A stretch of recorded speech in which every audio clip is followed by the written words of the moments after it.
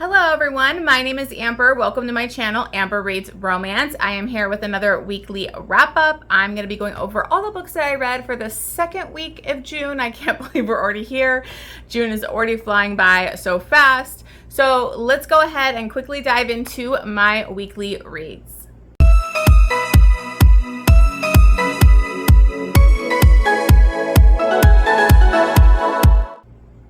Okay guys, so I'm going to try and make this quick. I always say that, don't I? I always say I'm going to try and make it quick. Do I ever make it quick? No. But I'm super hot. I hope I'm not looking all sweaty and flustered, but it's really hot in San Diego today. I've got the AC on. I don't have my fan on because that would be extra loud, so I'm sorry if you can hear my AC, but it's so hot today. And yesterday I was out in the sun trying to slowly get myself some sun before the Hawaii trip because I'm super pale and I don't want to burn my first time there. And I almost had felt like I was getting heat stroke outside. I started to get panic attacky and all overheated. It's a whole thing, you guys. It was crazy. But anyways, I have 8 books to talk about this week. So I actually just finished one late last night, but I'm not counting it in this wrap up because it was kind of after midnight that I was listening to a book. So we're just going to keep it to the 8. So hopefully it won't be too long because I'm hot and I don't want to be in front of my ring lights right now. Anyways, let's get started. So the first book that I read, I'm not going to go too deep into it. I will give you the gist of it, but I do think it's something you should kind of go in blind to. And also, it is one of my 12 recs from 12 friends. And so I am having a vlog. I think I'm going to put the vlog up later this week for this book. So anyways, what book is it? It's Take Me With You by Nina G. Jones. I finally read this. I believe Jan was the one that recommended this to me in my 12 Recs from 12 Friends. I do mention that in my vlog. But I ended up vlogging, I think, over an hour of footage of me talking about this fucking crazy book. So if you do want all the spoilers or if you've read it and you want to see my thoughts on all the craziness that happened, definitely make sure you check out that vlog. I'm sorry if my ring light's hitting this because it's super shiny. But anyways, this is a very dark romance. It's a captor-captive. It's kind of like a Stockholm syndrome, falling for your evil captor type of situation. It is very dark. There's lots of trigger warnings, so make sure you check those before you go in. I will bring up the trigger warnings at the end of this, but it is going to give away a lot. So if you aren't interested, make sure you just skip to the next book while I give those trigger warnings. But this is about Sam, and he is a very damaged, troubled man. He actually breaks into people's houses, kind of goes through their stuff. He's very envious and jealous of the way people live these happy lives when his life was hell and he was bullied and treated badly, which I'm not going to go all deep into it, but so he does this kind of stuff. He breaks into homes and kind of messes with people. He'll take some of their stuff, all that kind of stuff. But it's a lot worse than that because he actually breaks in and he will attack the wife, and it's a whole mind game thing that he does. But I'm not going to go too deep into all that because I think you should kind of go in blind to see how bad he really is, which me already giving that is a lot of information. But he ends up seeing Vesper, and she is this beautiful young woman. She has been dating this doctor for many years, or he's a med school student, so he's going to be a doctor. And she's very happy. She takes care of her brother that, he is handicapped, and so he sees her with him and how good she is with him, and he just feels like she's different. So he starts stalking her for a while, and she can feel this guy. She feels eyes on her. She's seen his eyes a couple times, and he's got these crazy blue, beautiful eyes. And she's kind of bored in her relationship. She even imagines the guy that was watching her while they have sex and stuff. But she really does love her boyfriend. Her boyfriend's a really good guy. But this Sam is obsessed with her. And so one night he decides that he's going to do his whole break-in thing. It is responsive to something that was happening with her and her boyfriend, and he lost it and didn't plan things accordingly. And that night he ends up taking her with him, which he's never done. And so he has her captive, and he's trying to break her down to be his woman, and he goes about it in very dark and disturbing ways, and it's crazy. So what I'll say about this is one of the darkest romances I've read, with some very triggering content, some very emotional stuff. It shocked me. I never knew where it was going. I think Nina G. Jones did such a fantastic job getting me to feel empathy for Sam, because he does horrible things, but I felt for him. And I think she did a really good job with that. And like showing their relationship build into what it ends up being. It's crazy, you guys. I can't even explain. I talked so much about this book in my vlog, so I'm gonna keep it brief here, but just know I freaking love this book. I couldn't stop thinking about it. It was disturbing. It pushed boundaries. It was interesting. It was very psychological, about like thinking about the way his mind works and how he was raised and all these different things that come into play into creating who he really was and why he was this damaged individual that I just found fascinating. So this is going to be on one of my favorite dark romances I've read list. It's, I need to do an updated one soon, because I did dark romance list like forever ago, and I read a lot of it. So I loved it. It was 5 stars. I think I gave it 4.5 chilies. Yes, some of the sex in it is disturbing because there is assault in here, but there's some crazy sexual scenes. So, and there's a lot of them. So it's a 4.5 chili for me. So I will say that I recommend this if you can handle dark, disturbing romances and you're willing to kind of try it out. Now, it's not for everybody. I don't think this book is really for everybody at all. So now I'm going to go into the trigger warnings. So maybe I'll put something up to remind you, but some trigger warnings in this, and these are just some of them. There was obviously repeated sexual assault. Repeated assaults in this book, not only like with side characters but with the heroine, and obviously kidnapping, murder, those type of things. There's child abuse, grooming, manipulations, all of those kind of things. And then the biggest triggering things are triggers for me that like I wish I would have kind of known going into it, but I did okay with it. But I want to bring them up because they are the most triggering things for me, and that is an attempt like to abort a pregnancy, and then also a pretty graphic and disturbing miscarriage. So yeah, those were disturbing and shocking. So anyways, those are the trigger warnings. I really enjoyed this book. So make sure you check out my vlog if you want all my crazy thoughts on this book.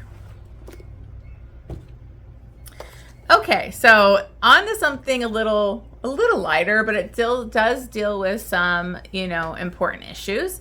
And that is First Verse by L.M. Halloran. This is the perfect song duet, the book number 1. So it does end on a cliffhanger. And this is my first time reading this author. I know Bessie Book Reviews really loves them.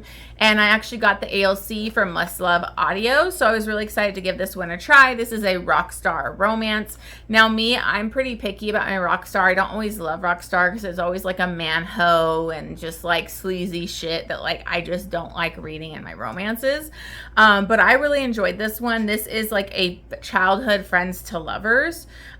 This is between Wilder and Eva, and this is, I guess, a second generation series, so I would be interested. I was intrigued by their parents. I think both their parents were like musicians, rock stars, so like they grew up together and very like close families.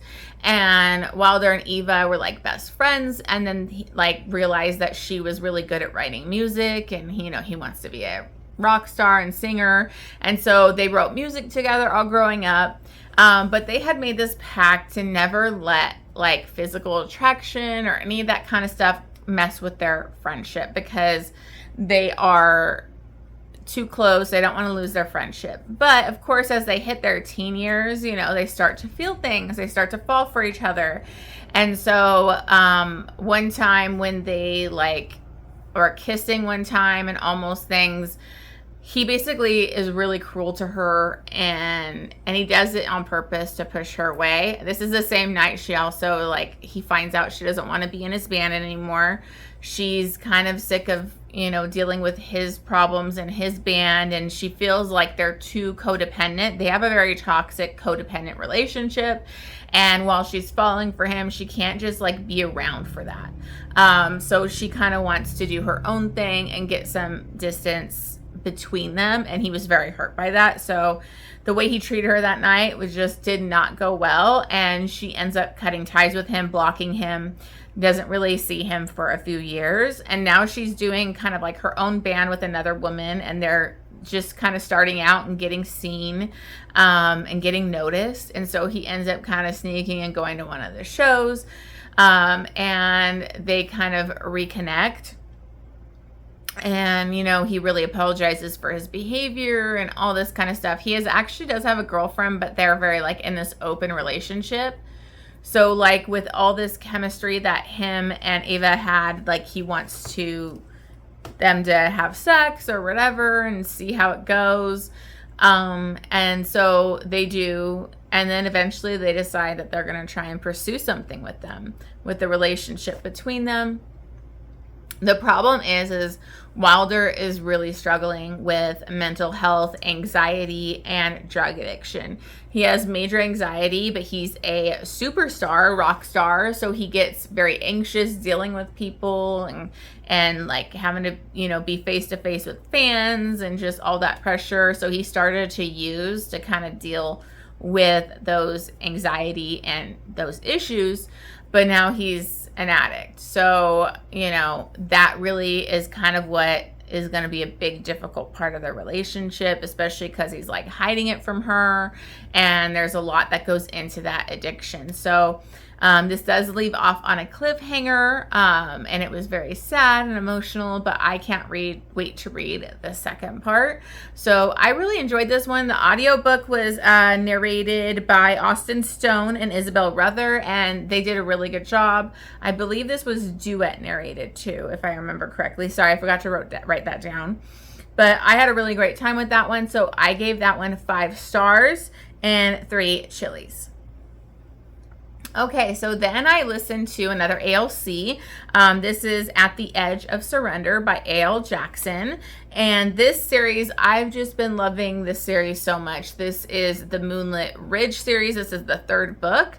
And this is between Kane and Emery. And Kane has a very traumatic backstory. All these guys do. They have this kind of secret society, vigilante group type of thing that goes, helps women that are in abusive relationships or, you know, sex trafficking or different things like that. And so that's kind of like their thing that they've been doing. They used to be an MC, but it was a bad, you know, president and shit going down. So they left that MC, and now they're in Moonlit Ridge. And so at the beginning of this, he actually owns a bar, and he sees this woman that's really beautiful. She looks really sad, and he really feels for her. And this guy's like coming on to her and being creep. So he kind of helps her out, and they immediately kind of connect and, you know, feel this attraction to each other. And so she's really mourning right now. She lost her sister, has passed away, and she's going through a lot. And so she kind of wants to forget for a little bit. So they kind of fool around. They don't have sex, but they fool around, and he gets her off and everything.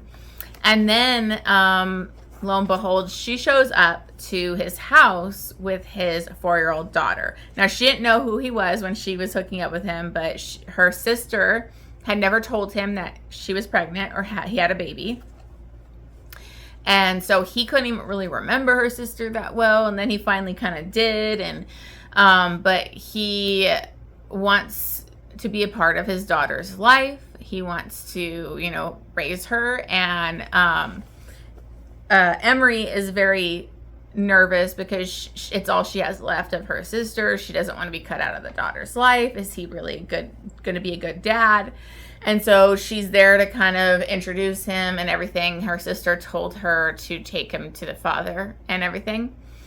And so she actually he wants her to stay with him for a while so that he can get to know his daughter. They're not telling him she's his daughter yet. They want them to really build a relationship and see how it goes.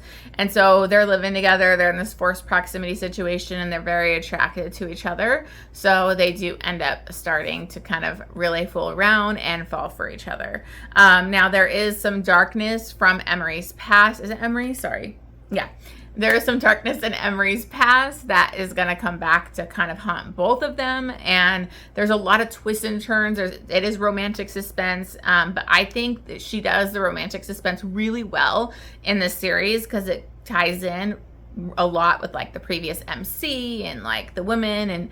And so I really have enjoyed the suspense element in this series. I don't always enjoy suspense in her books, but I really liked it in this series. So I really enjoyed this one. It was emotional. Emery had a lot to work through because she had been taken previously, and her friend and her sister had been taken by these bad guys. And so there's a lot of that shadiness that had happened in her past. So to be with Kane, he really just treats her so good. He's so protective over her. And just to watch him, build this relationship with his daughter, it was really, really cute. So I had a great time with this one. This one is narrated by Jason Clark and Aaron Mallon. They did an amazing job as usual. I loved the audiobook. So I ended up giving this one 5 stars and 3 chilies. I believe it's coming out the 16th. I believe it's coming out this week. So it should be out soon. Okay, so then I read Prince of Dreams by Lisa Kleypas. This is the second book in the Stokehurst. I think it's only 2 books in the series. Maybe it's just a duet. I don't remember. But I read the first book for like the governess type of trope for that readathon that I was in last month. And I was really intrigued by this character, Nicholas. He was like a prince in Russia. And he ends up he's kind of seen as the bad guy coming after the heroine in the first one, but he had his reasons and then he realizes the truth, whatever. Anyways, he was really interesting. I love the Russian hero type of thing in a historical. So he actually ends up kind of going after a guy to kill him as a revenge. So he gets basically banished from Russia, but he was like a prince. So he ends up feeling really connected to the heroine from the first one's husband's daughter. And that is Emma. Yeah, sorry. I'm like Emery, Emma.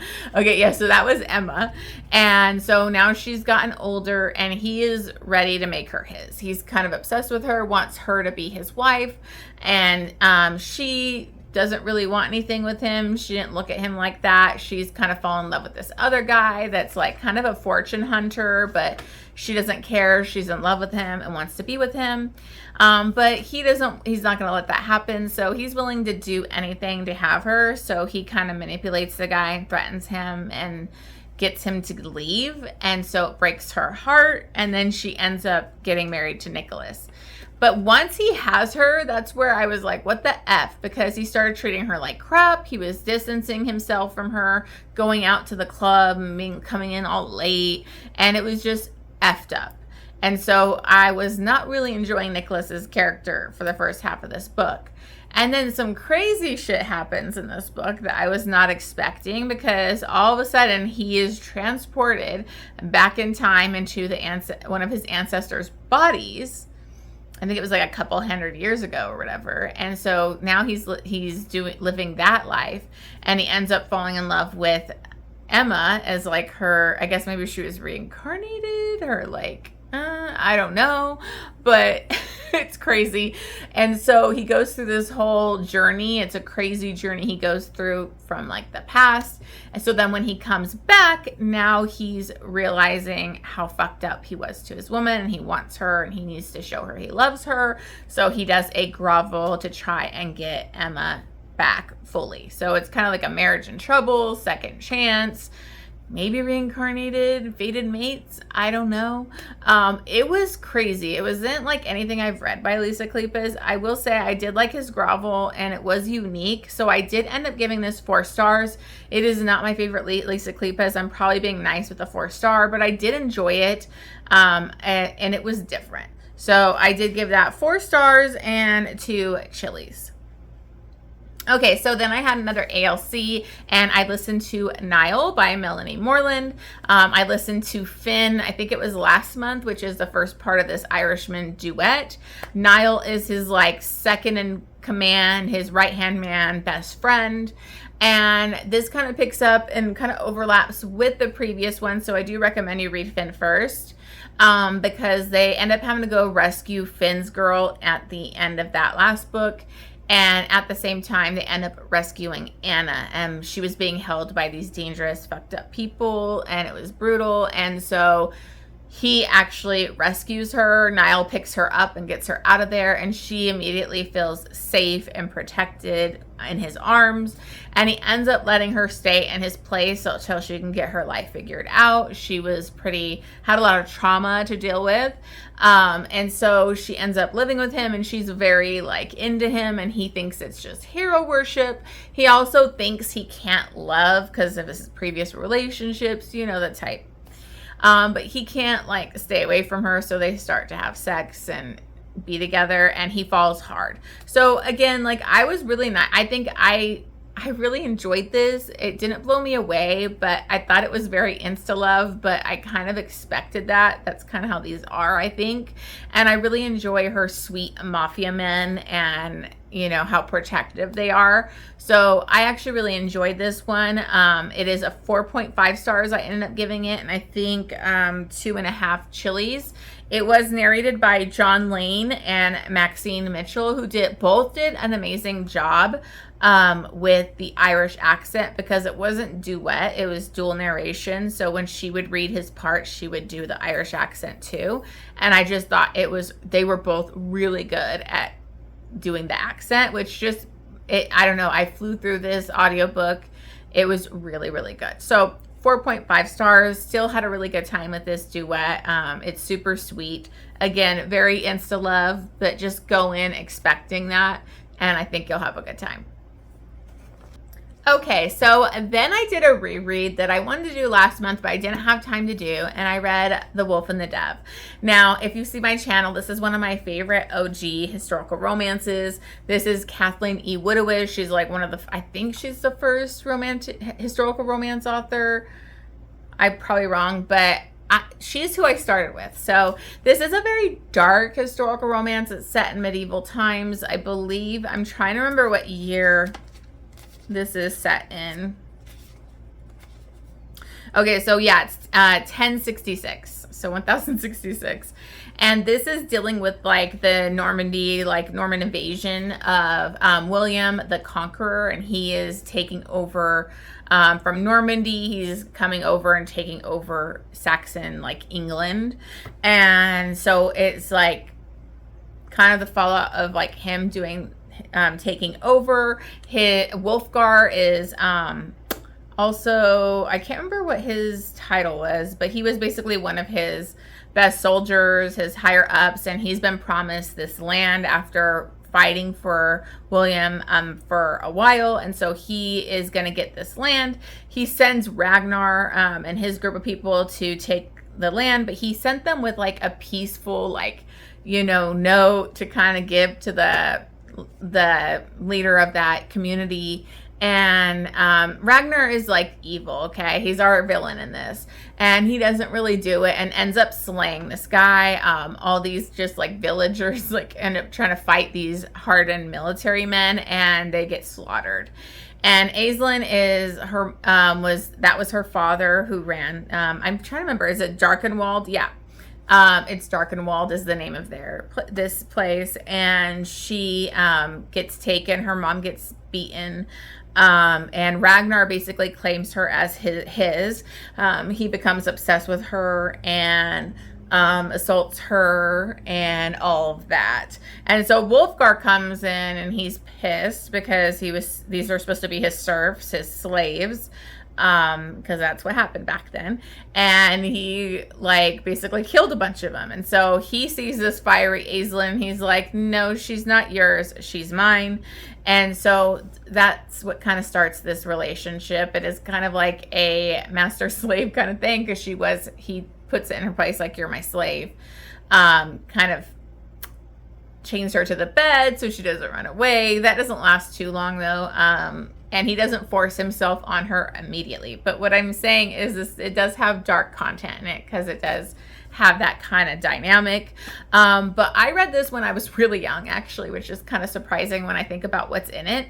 And it's very nostalgic to me. I've probably reread this book more than any book, because it's got what got me into historical romance, what got me loving it. And so it always hold like a really special place in my heart, just because of that. And so I was worried that it wouldn't hold up, but I actually really enjoyed it. Even though it took me most of the week to get through, I was just slowly reading this. And I just really love this romance. I love this couple. I hate Wolfgar's evil fucking sister. She's like the worst. I hate her. So there's a lot of like angst and, you know, longing and like just frustration, because she doesn't want to just be his like slave or mistress. She wants to be his wife. And he doesn't want to ever get married because he is a bastard and was treated horribly as a bastard, and he didn't want to get married or anything. So there's a lot going into this. But anyways, I really loved this. It's still a fave for me. So I basically put it at 5 stars. And I still had a great time revisiting this one. Okay, so then I read a really quick little novella. I basically read this in one sitting. I got The Ark for the Neighbor's Son by K Webster. This is the second book in the Taboo Streets series. So this is all like taboo novellas. Obviously, you can tell what this is. It's the neighbor's son. So we have a reverse age gap. We have an older woman, younger man. I think she's in her mid-30s, late 30s, I'm thinking. I can't remember, and he has just turned 18. So we have Casey and Braden, and Casey actually just got out of a long relationship. She was in a really bad place because they weren't really perfect together, but it was really hard because she went through a miscarriage and kind of like went to a depression after that. And so they just completely fell apart. He's a good guy. They just couldn't make it work. She feels really like insecure because she's gained a lot of weight. So we have like a very curvy heroine. And so she's just trying to get back out there, get her confidence again, when she kind of catches Braden's eye, and she also is noticing him, but feeling kind of bad about noticing him because he's 18. But Braden is very into her. He thinks she's gorgeous. He appreciates all her curves. He's like this sweet, awkward virgin hero. And it was just very cute. Like, this was a very sweet, it is taboo because of the age difference, older woman, younger man type of thing. But it didn't feel like super taboo because they were like really cute together. There was all these cute little dates he would take her on. He was so thoughtful and romantic with her. He like worshiped her body, and they were like slowly kind of doing sexual stuff. They didn't just jump right into sex immediately, which I appreciated, especially because it was a novella. And I just thought it was adorable. He was like also kind of like awkward, but then also went after her and like was confident and like sweet and just pursued her and kind of went after it good sexually with her too. So I had a really good time with this one. It's a quick, fun, taboo little read. So I ended up giving this one 4 stars and 3 chilies. Okay, so the last book that I read was an ALC, and this is A Royal Mile by Samantha Young. This is actually my first Samantha Young book, which is kind of surprising.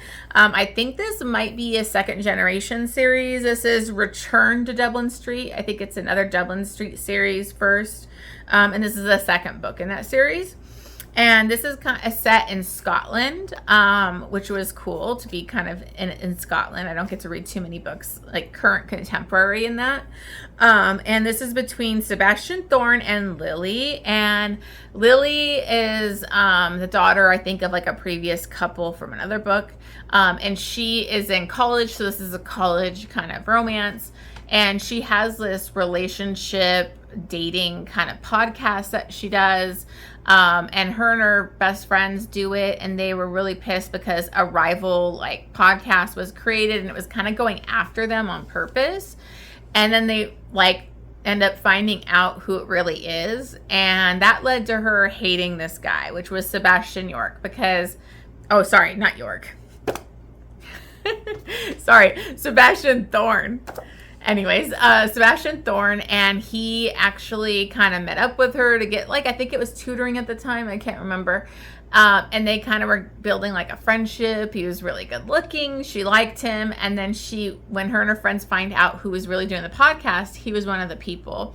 And so she felt very betrayed by him and like tricked, and just kind of blocked him and didn't talk to him again. Now he's like basically really trying to get into her life. He joins like this kind of study that she was going to do for school, and so he could kind of ask for forgiveness, explain everything, and he really just wants her to be his friend. He's very drawn to her. He wants them to have a friendship. The problem is they are really attracted to each other, and they're like mutual pining throughout most of this book. But they do have like a really sweet friendship, that lots of nights spent together, like hanging out, watching movies, talking. They're very, very close friends, but they both are into each other. But he is actually the son of a princess, like a very further down the line. So he is part of the royal family. And so, you know, he doesn't really date. He doesn't want to date. And so he doesn't want to ruin their friendship by getting sexual with her. So that's part of like the part that's like angsty and kind of drawn out a little long for me, but I still enjoyed it because they both really want to be together, but he's like too scared to go there. But there were some really beautiful moments where they opened up about like some tragic things that happened in each of their pasts, and they're just really good friends. Like I really believe their friendship, but you could also believe how hard it was to be falling in love and that unrequited love feeling that they both kind of have. So it was angsty. It was kind of brutal for some of it, but I did enjoy it. And, you know, eventually they're going to agree to try things out, but then there's all the royal stuff coming into play too, and they have a lot of family drama going on. So there's a lot in this book, but I had a good time with it. And since it was like my first time reading Samantha Young, I would definitely want to try some more from her. It was narrated by Shane East and Zara Hampton Brown, and it was amazing because Shane East, of course, perfect accent, debonair, perfect for royal guy, like so sexy. And then Zara was like really good. She had like the Scottish accent that I thought she did amazing. So I really loved this. I thought it was cute. It didn't blow me away. I think it was a little bit drawn out in certain parts, but I did have a good time with it. So I ended up giving that one 4 stars and 2.5 chilies. All right, so those are all the books that I read this week. Thank you so much for watching this. Don't forget to subscribe, hit the like, leave me a comment down below, and I will see you guys on the next one.